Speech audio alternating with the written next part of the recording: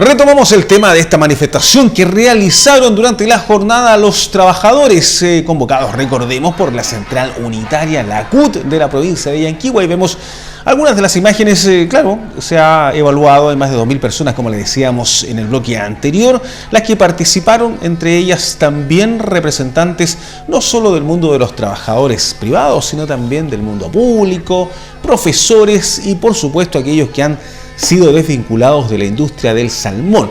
Por eso queremos ahondar en este tema, porque sin duda aquí hay índices que han sido entregados también de desempleo por el INE, que cifran la cesantía del desempleo en la zona en un 2,5%. Cifras que, por supuesto, los representantes de la CUT no creen. A propósito, entonces, también de los despidos recientemente efectuados por la industria del salmón, que ellos mismos han cifrado más o menos en 4.000 personas, sumando las provincias de Chiloé y Yanquihue. Por eso tenemos de invitado en la jornada a José Pacheco. Gracias por estar con nosotros, José, presidente provincial de la CUT, de la Central Unitaria. Gracias por invitarnos. ¿Y cómo evalúa, primero que todo, partamos por lo más elemental de esta jornada, esta marcha en la cual veíamos ahí más de 2.000 personas, aproximadamente las que participaron? ¿Cómo evalúa la participación de la gente durante el mediodía de esta jornada de miércoles? Bueno, para nosotros valoramos mucho la participación de los trabajadores. En realidad este paro nacional fue convocado por la Mesa Nacional de la Central Unitaria de Trabajadores para manifestar el descontento con el programa o el compromiso del gobierno de la nueva mayoría, donde el 2013 pidió mayoría en ambas cámaras para hacer las transformaciones que Chile necesitaba, ¿cierto? Y nos encontramos hoy día que en el Congreso está paralizado prácticamente por el Tribunal Constitucional la reforma laboral que buscaba recuperar la titularidad sindical, y hoy día no sabemos que está en punto muerto. Por lo tanto, para nosotros es una respuesta al trámite de la reforma laboral, pero también al discurso del 1 de mayo, del 21 de mayo, donde nosotros esperábamos el anuncio del gobierno en que se iba a poner fin al sistema de AFP para iniciar el proceso, digamos, de transformación del sistema de pensiones a uno público, solidario, ¿cierto?, que permita garantizar pensiones mínimas, y nada de eso escuchamos en el discurso del 21 de mayo. José, vamos por parte. Comencemos justamente por el tema de la reforma, porque queda claro que aquí ha pasado una serie de situaciones post envío al Parlamento. ¿Ustedes les gusta más el proyecto que mandó el gobierno o lo que ha pasado después de cuando este tema finalmente llegó incluso al Tribunal Constitucional? Bueno, el proyecto de reforma laboral es un compromiso del gobierno de la nueva mayoría con los trabajadores, no es el proyecto de la CUT, pero sí tenía un objetivo central, que era recuperar la titularidad sindical, es decir, donde exista un sindicato en una empresa, sea el sindicato el que negocie un contrato colectivo y no los trabajadores independientes, ¿cierto?, que paralelo al sindicato presenten un pliego de peticiones, sino que sea el sindicato a través de la organización y representatividad que puedan negociar un contrato colectivo. Y eso, digamos, lo que busca además es que la mayoría de los trabajadores de Chile estén sindicalizados. Busca justamente potenciar la organización sindical y con ello, digamos, tener acceso a un contrato colectivo de trabajo que permita equilibrar, digamos, la cancha entre la empresa y claro. Ahora, el contraargumento de aquello ha sido también por varios también dirigentes gremiales de otro tipo de organizaciones que han planteado que aquí se estaría vulnerando la libertad que tiene el trabajador de decidir si quiere estar o no en un sindicato. ¿Por qué se le va a obligar a aquellos que no quieran estar en un sindicato a sindicalizarse? Dice, entre comillas, obligar, porque claro, si se negocia desde el sindicato, aquellos que no estén quedan en una situación desmedrada, porque a diferencia de lo que ocurre hoy día, no obtendrían los mismos beneficios. Bueno, el principio de la libertad sindical está dado en el derecho que tienen los trabajadores a ingresar o no a una organización sindical y a ser representados por una de ellas, ¿ya? Y el principio de libertad se ejerce ahí. Si un trabajador opta por no pertenecer a un sindicato, no puede, digamos, como segundo derecho, ¿cierto?, pretender tener los mismos derechos que los trabajadores sindicalizados, porque él tiene la decisión de poder negociar con su empleador, ¿cierto?, un contrato individual de trabajo. Aquí existen dos contratos en una empresa, el contrato colectivo, ¿cierto?, y el contrato individual de trabajo. ¿Por qué él, al margen de la organización sindical, renunciando a ese derecho, podría buscar los mismos derechos que un trabajador que es parte de una organización sindical? ¿Qué es lo que ocurre hoy día, digamos? Que es lo que ocurre hoy día y que justamente tienen posibilitado a los sindicatos de poder tener derecho a una negociación colectiva con equilibrio, digamos, entre el empleador y los trabajadores. Tomando en cuenta la evolución del proyecto y que quedó efectivamente en el Tribunal Constitucional buena parte de aquello, o al menos cuando fue convocado, ¿por dónde visualizan ustedes una solución o qué debería a su juicio hacer el gobierno frente a este tema?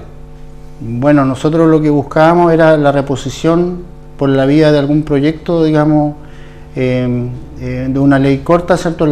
El poder, digamos, recuperar lo que era la titularidad sindical, que es el eje central de la reforma laboral.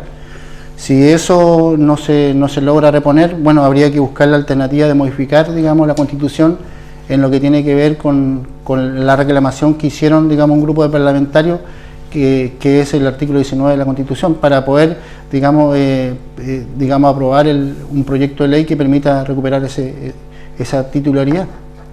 Y con su sensación hoy día, o su sensación, ¿cuál es respecto a lo que ha pasado y de los dirigentes de la CUT en general?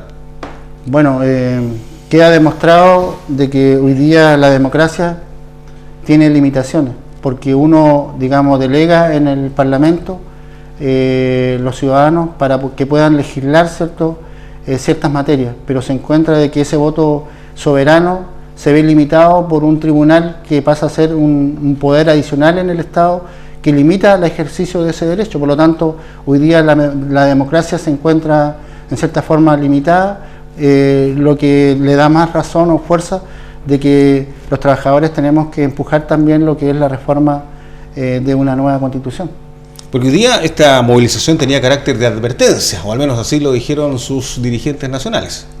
Justamente es un paro, una movilización, un paro nacional de advertencia, pero hoy día estamos convencidos de que la única forma de poder recuperar derechos es a través de la movilización de los trabajadores. Nosotros buscábamos, junto con fortalecer la organización sindical, también la posibilidad de recuperar el derecho a una jubilación digna, pero si se cae, digamos, si tropieza la reforma laboral, que era un pequeño cambio al Código del Trabajo del capítulo 4, hoy día el gobierno está prácticamente sin el piso, digamos, para poder enviar una reforma al sistema de pensiones. Por lo tanto, nosotros vemos amenazado, digamos, el futuro de los trabajadores, sobre todo con el tema de las jubilaciones. Por lo tanto, tenemos que hoy, como único camino, estar en la movilización para poder recuperar esos derechos. Y con realismo político, con realismo gremial, ¿ustedes creen que se puede cambiar en la actualidad, en el gobierno, con las actuales circunstancias? Acaba de caer nuevamente en 4 puntos la propia Presidenta de la República en la última DIMAR. ¿Cambiar el sistema de AFP que nace en los 80? ¿Cambiar todo un sistema, una estructura que existe en este país? Nosotros es que no tenemos otro camino, porque lo contrario es esperar que la gente se muera en la pobreza, las personas que jubilan sus últimos 15 años de vida, ¿cierto? ¿Quién se va a hacer cargo de ellos? O sea, no tenemos otro camino, hoy día no tenemos otra alternativa más que luchar porque tengamos una pensión que le permita recuperar parte de esa dignidad a los trabajadores. O sea, ¿y cuál es el sistema que ustedes proponen? La promesa que había con el sistema cuando se instaló era de que las jubilaciones no iban a ser inferior al 75% de lo que el trabajador había recibido mientras se mantenía, digamos, activo. Activo laboralmente, claro, en el sistema privado que tenemos hoy día. Claro, y hoy día eso no alcanza ni siquiera al 28%, 26% de una persona que ha cotizado prácticamente 40 años de su vida activa. Las personas que están por contrato por plazo, hora y faena, ni siquiera logran alcanzar la pensión asistencial, que está en cerca de 83.000 pesos. Por lo tanto, eso no va a permitir nunca tener, digamos, el bienestar ni la paz de una familia. Por lo tanto, no tenemos otro camino que ese. Hay que buscar otra alternativa. ¿Y cuál es el sistema que ustedes hoy día, como Central Unitaria, como trabajadores sindicalizados, les gustaría que existiera en nuestro país en términos de sistema previsional? Nosotros creemos de que hoy día perfectamente puede haber un sistema público, ¿cierto?, de pensiones de reparto, ¿cierto?, sin fines de lucro, que sean los cotizantes activos que financien las pensiones de los pasivos, y perfectamente existen los estudios de que esto permitiría, digamos, las actuales cotizaciones permitirían de que los trabajadores puedan mejorar sus pensiones a través de un sistema público de pensiones. Algunos cuestionan aquello porque Chile, y es así, está envejeciendo. Hoy día hay una cantidad importante de personas que están en la adultez y ya en la tercera edad. La esperanza de vida en nuestro país está sobre los 80 años, por lo tanto hay un segmento importante de población que está entre los 65, los 70 y que va a llegar a los 80, que la esperanza de vida está permitiendo que incluso se pueda superar esa barrera. Por lo tanto, la proporción activos, no activos, es distinta a la que ocurría hace a lo mejor 20 años atrás. Sí, en eso tiene razón, pero hoy día no podemos dejar en manos del capital, o sea, de la gestión privada, un bien que es un bien social. O sea, tiene que necesariamente el Estado hacerse cargo del sistema, ¿cierto?, a través de las cotizaciones de los trabajadores, y no existe en otro país del mundo un sistema como el que nosotros tenemos, en que, digamos, esto está expuesto a manos de gestión privada, lo que abiertamente ellos tienen objetivos distintos. Ellos buscan, digamos, la rentabilidad de sus inversiones, incluso, y justo ellos están trabajando con la plata de los trabajadores. Claro, se colocan en diversos sitios en que puedan generar esa rentabilidad. ¿Y mantener el sistema privado con alguna AFP estatal, ese modelo lo han analizado, o cree que todo el sistema debería cambiarse? Es que un sistema de AFP público, ¿cierto?, como el que proponen, digamos, el gobierno enunció en el discurso del 21 de mayo, es perpetuar el sistema, no va a mejorar las pensiones de los trabajadores. Lo que se busca es mejorar las pensiones de los trabajadores, y eso tiene que ser una garantía. Si no tenemos, como digo, no tenemos otro camino que avanzar hacia esa dirección, porque hoy día no se sostiene, digamos, la situación de las personas a la hora de jubilar. ¿Y qué viene ahora? ¿Qué van a seguir haciendo ustedes como CUT?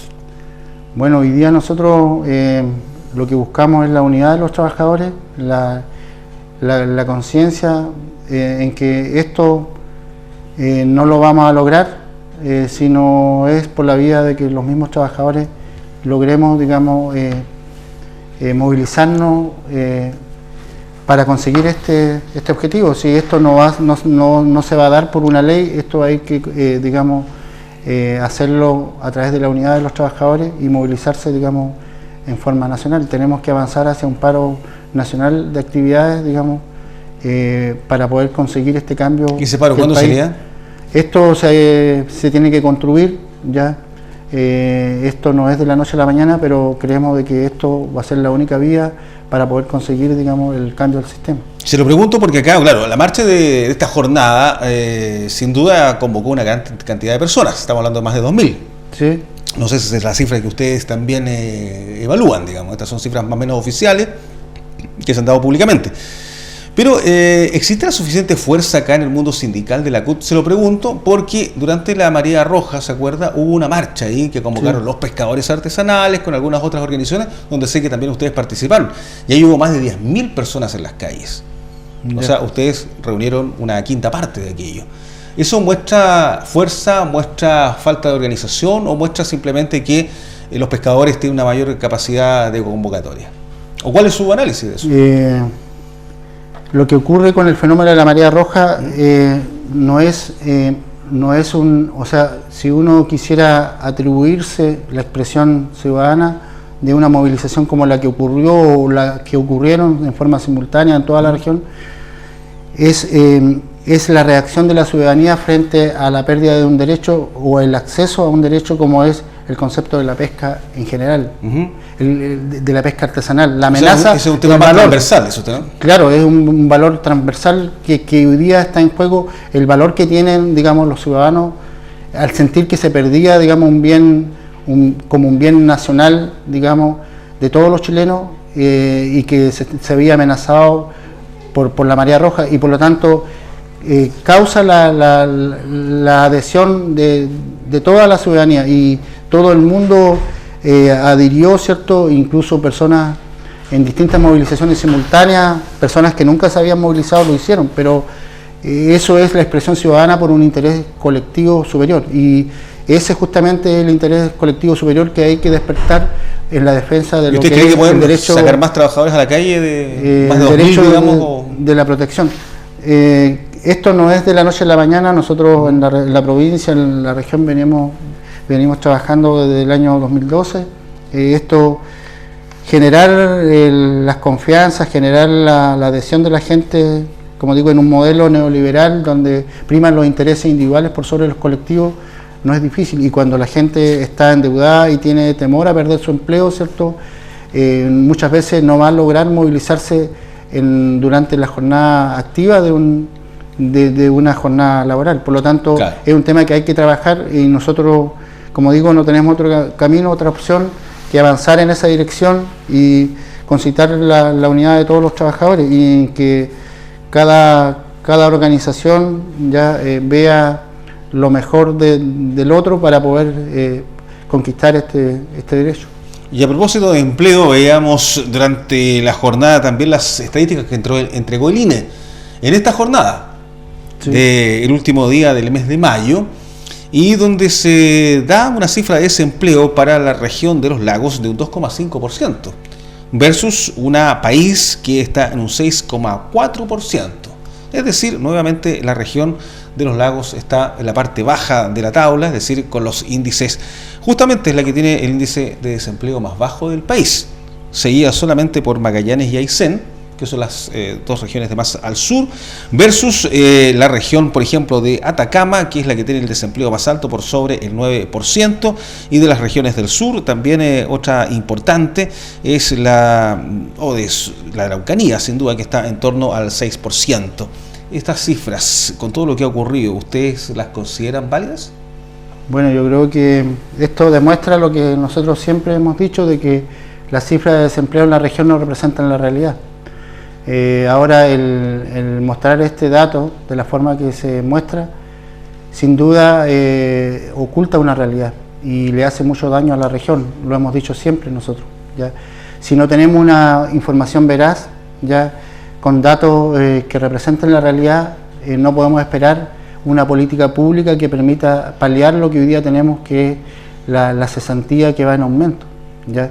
Tenemos a operarios... ¿Cuál es la cifra que ustedes tienen hoy día de desempleo de trabajadores de la industria del salmón, por ejemplo? Que hoy día también marcharon un grupo de ellos con ustedes. Nosotros desde el 31 de marzo a la fecha estimamos, porque no hay datos tampoco, es un levantamiento que hacemos desde los propios trabajadores o de las organizaciones de los trabajadores, que los despidos producto de la crisis del salmón superan los 12.000 trabajadores, ¿ya? Porque la industria reconoció 4.000, más o menos. Ellos contabilizan solo lo que tienen contrato indefinido y que tienen un finiquito, no contabilizan las personas que no se les renueva contrato porque tenían un contrato por plazo o cuando se le adelanta el término del contrato de un contrato a plazo. No lo contabilizan. Uno entiende que no hay mala fe en ello y uno, por eso dice, tenemos cifras distintas. Ustedes hablan de 12.000 entonces. Más de 12.000 trabajadores desvinculados, digamos, en lo que es desde que apareció la crisis. ¿Y cómo explican entonces ustedes, o a su juicio, que existan solamente en el mundo de la industria del salmón 12.000 personas que perdieron su fuente laboral, más todos aquellos formales e informales de la pesca artesanal por la marea roja, con los datos que entrega el gobierno? No tienen sustento, porque prácticamente el dato de desocupados que muestra la estadística es un dato estructural. Están hablando de 10.770 trabajadores desocupados ya en la región, en el trimestre móvil del informe, por lo tanto no guarda relación con la realidad. Claro, que el último trimestre, que al menos debería incluir el último mes las cifras de desempleo del operario del salmón. No entra ahí todavía la gente de la marea roja. Pero también tenemos de que el 20 de abril, cuando se decreta la alerta sanitaria, prácticamente más de 21.000 personas, ¿cierto?, dejaron de trabajar en una actividad ligada al mar, que son los datos que tenía, digamos, hasta esa fecha el informe del INE. Por lo tanto, si le sumamos a los 12 más los 21.000, o sea, estaríamos hablando, y más los 10.000 que muestra el... Claro, porque aquí la cifra del 2,5% de desempleo en la región, estamos hablando del trimestre entre febrero y abril, marzo, abril, sí, 2016. Veis, en el mes de febrero ya deberían reflejarse, sí, los datos de la industria del salmón, al menos. Sí, nosotros lo que hacemos un llamado al gobierno, en realidad, y con mucha sensatez y madurez, es que frente a esta situación que estamos viviendo se nombre a una comisión de expertos ya del mundo tanto académico como del orden del área de la economía de nuestro país, también representantes de los trabajadores, para determinar realmente cuál es la cantidad de trabajadores afectados producto de la crisis de la marea roja y la crisis del salmón, y también trabajar en qué medidas se van a hacer de largo plazo estructurales, ¿cierto?, que permitan paliar este efecto, porque no queremos que la vía del subsidio, ¿cierto?, o lo que son programas temporales de empleo vayan a ser una solución. O sea, la marea roja, lo han dicho todos los expertos, llegó para quedarse. Así es. ¿Qué hay que hacer a futuro, a su juicio? Bueno, nosotros en el tema de empleo creemos de que hay que nombrar hoy día una comisión de expertos, ya. ¿Esa comisión de expertos para que haga un informe o para que haya un ejercicio permanente de monitoreo más allá de lo sanitario? Determinar la realidad y cuál va a ser el mecanismo de medición del desempleo de los trabajadores independientes y también de los trabajadores ligados a la industria manufacturera, pero también que levante propuestas, ¿cierto?, y establezca un mecanismo de poder medir con mayor precisión el efecto que tienen estas dos áreas de la economía que son más sensibles para la región.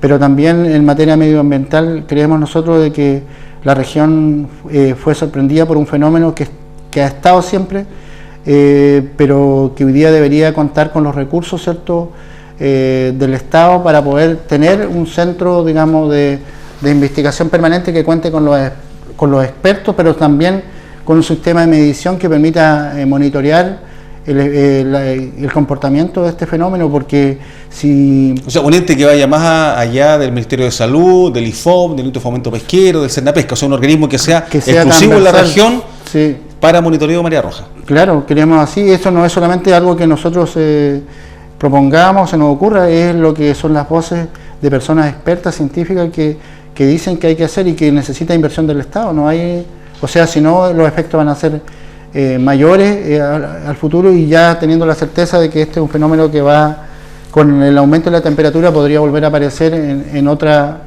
época del año o en otro año.